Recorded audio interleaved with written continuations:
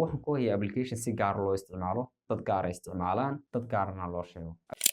Kani waa mid laga qariyay. Kaliya waxaan isticmaalaa dadka gaarka ah fahansanna. Inta badanna lama sheego. Haddaba waxaan ku hayaa maanta hal cillad oo in badan ku haystay xalkeeda. Maxay tahay cilladaas? Tusaale ahaan, shakhsigaaga i daawanaya waxaad tahay qof sita iPhone. Marka uu damco inuu iPhone-ka wax ku duubo amba sawir uu ku qaado, iPhone-kiisa waxaa kaga timaada xagga kamarada moobilka hal cillad. Halkaas cilladu waxay tahay iPhone-ka haddii aan rabno inaan kamarada caadiga wax ku sawiro, wuxuu sameeyaa iPhone-ku xagga sare ee item-ka aan sawirayo amba object-ka aan sawirayo wuu yareeyaa, xagga hoosena wuu weyneeyaa. Waxaan uga jeedaa haddii iminka aan rabo muuqaalkaygan caadiga inaan ku duubo iPhone kamaradiisa saxda ah, muuqaalkayga inta garbaha wuu isku yareynayaa iPhone-ku, xagga hoosena waxa laga yaabaa inuu weyneeyo. qaybta ka soo hayso wuu ballaadhinayaa. Saas ay tahay.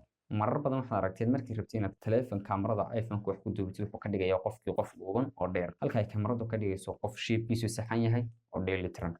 saas ay tahay. Haddii aad saddex mid tahay muuqaalka waa daawan kartaa, xalna wuu yahay caqabadaada. Tusaale ahaan, haddii aad tahay qof iPhone wax ku duuba amba qof videographer ah, muuqaalkan wuu ku anfacayaa, waxaanu ka anfacayaa meelo badan. Iyo haddii aad tahay qof kamarada isticmaala, kadibna mararka qaar u baahdo inuu isticmaalo side camera amba kamarad dhinaca. Tusaale ahaan, haddii aan rabo hadda inaan kamarad xagga hore iskaga duubo, sidoo kale mararka qaar waxaan u baahan karaa inaan kamarad dhinac ahaan iskaga duubo amba side ahaan. Kadibna labadii muuqaal aan hadhow isku sameeyo. Marar badan waxaad u baahataa kamarad kale. Maanta xalkeedii aan ku hayaa taasna. Sidoo kale haddii aad tahay qof hore kamarada u isticmaali jiray, kadibna kamaradii iska daayay, hadda sita iPhone, waxaa laga yaabaa markaad adeegsan jiray camera aad iPhone qaadatid, lama qabsan kartid environment-ga iPhone-ka. Waayo kamaradu waxay lahayd option fara badan, waxay lahayd waxyaabo fara badan ay kaga duwaneyd kamarada ku jirta iPhone-ka. kamaradu aad bay ugu weyntahay kamarada iPhone-ka, waxaana qurxisaa muuqaalka haddii aan xitaa muuqaal qurxanayn taydiisu, laakiin haddana waxay siisaa shay walba space amba size sax ah ayay siisaa oo lala qabsan karo. saas ay tahay maanta mid walba waxaan ku hayaa xalkiisii. Tusaale ahaan, haddii aad tahay qof videographer ah oo muuqaalada naturalka duuba, goobaha dabiiciga iyo sidoo kale meelaha quruxda badan ee habeenadii duuba oo kale. iPhone-ka marka rabtid inaad ku duubtid goobahaas oo kale, iPhone-ku markuu kuu duubo muuqaal qurux badan, muuqaalkaas ma sii joogo tayadiisu. haddii aad gelisid YouTube kadibna aad ka tagtid dhowr bilood amba dhowr waxa laga yaabaa muuqaal horumar ka sii dameysa oo sii lumaayo. Sidoo kale haddii aad muuqaal ku duubtay iPhone kamaradiisa saxda ah istiraahid ku edit garee application-yada waaweyn ee wax lagu edit gareeyo sida Adobe Premiere, sida Filmora, sida Final Cut. waxaas oo dhan haddii istiraahid ku edit garee iPhone-ku wuxuu hore u soo lumiyay kalarkii saxda ahayd, waxaana soo edit gareysay muuqaalkii mar labaad ma edit gareyn kartid. Sidoo kale marka isticmaashid kamarad aad u baahanaysid mararka qaar kamarad kale oo dhinac side ka dhigatid, haddii aad iPhone isticmaashid side-ka waxa kugu dhacaysa hal cillad baa dhacda. marka inteena kamarada isticmaashaa haddii muuqaal kamarad lagu duubay iyo muuqaal iPhone lagu duubay la isbarbar dhigo amba la isku wada edit gareeyo, isma qaataan inta badan. muuqaalkii kamarada lagu duubay iyo muuqaalka iPhone-ka lagu duubay waxaa laga yaabaa inay kala moodo laba qof iyagoo isla hal qof ah. Aan ugu horeynay haddaba waxaan ku hayaa application si gaar loo isticmaalo, dad gaar ay isticmaalaan, dad gaarna loo sheego. application-kan wadamo badan oo ka mid ah waa lacag, sidoo kale meelo badan oo ka mid ah si free ah lagu helaa.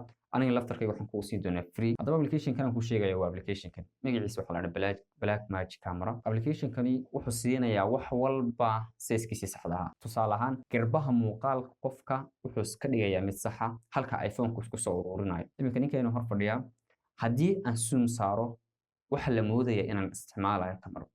sidoo kale markaan soo furo soo kiciyo toolskiisa wuxuu leeyahay tool kasta oo ay lahayd kamaradu. bal u fiirso, halkan intan kamaradu way lahayd, kan kamaradu way lahayd, oo kan kamaradu way lahayd. sidoo kale application-ku waxyaabaha uu ku fiican yahay waxa weeyaan wuxuu leeyahay shutter.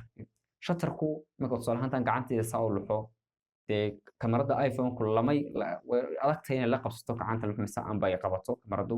shutterka ayaad kordhisan kartaa.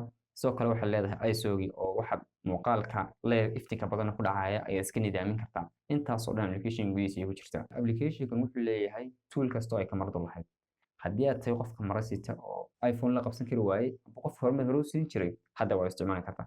application-ku waxyaabaha ugu anfaca waxaa ka mid ah tusaale ahaan, haddii aan rabo inaan side camera isticmaalo anoo kamarada caadi isticmaalaya, iPhone-kayga waan isticmaali karaa. laba mid waan ugu isticmaali karaa. kow horta labada setting waan iswaafajin karaa, setting mobilka iyo setting-ka kamarada markaan isticmaalayo application-kan. sidoo kale application-kan hal faa'iido ayuu leeyahay.